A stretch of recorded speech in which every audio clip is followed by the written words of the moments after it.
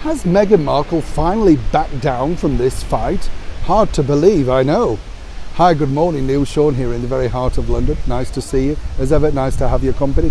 That is, of course, the beautiful Houses of Parliament, House of Commons in the background.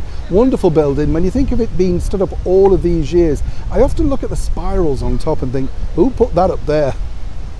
Who was brave enough to get up at, can you imagine? Oh, I've forgotten the bit, can you pass it up? Must have been a nightmare, don't you think? In that particular era, the 1800s, with all of that lack of technology, unlike now, and of course these brave people really were brave, climbing to the top of buildings, no health and safety for them, you know, just get up there, get it done and make the building look splendid. And doesn't it, in this beautiful summer sunshine? Back as ever though to your breaking royal story of the day. It's interesting because all over the last few weeks we've had nothing but, of course, Meghan Markle splashed across all those national newspapers and magazines. And unlike that ridiculous writer who pointed out that Meghan gets front covers around the world, yes she does.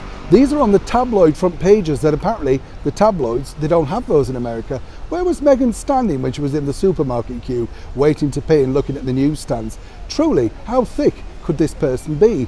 Newsstands are covered with tabloid newspapers, tabloid magazines, and of course they need to sell magazines. Meghan sells magazines for all the wrong reasons. That's why there's so many documentaries, there's so many pieces about her, because it's really an ongoing soap opera, isn't it? And this has been expertly detailed by the celebrated author Tom Bower.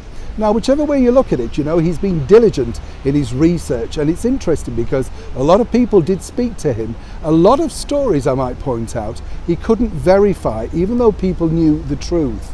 And a lot of those speculative rumours that have popped up on the internet are apparently true, but if you can't verify them, allegedly, then you have a problem, don't you, Mr. Bower?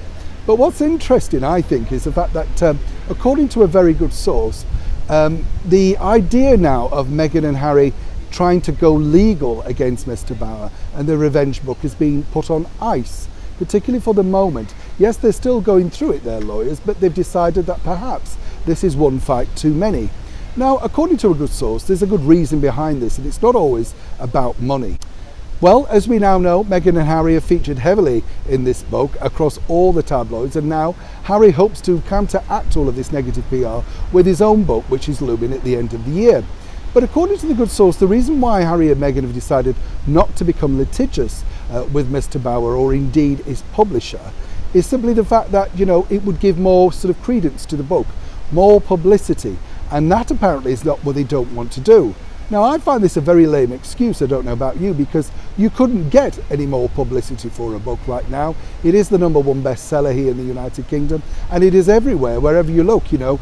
All manner of places are selling it, from supermarkets to respected bookstores, many putting it on the front cover. Somebody cheekily actually put a copy inside the Buckingham Palace shop recently.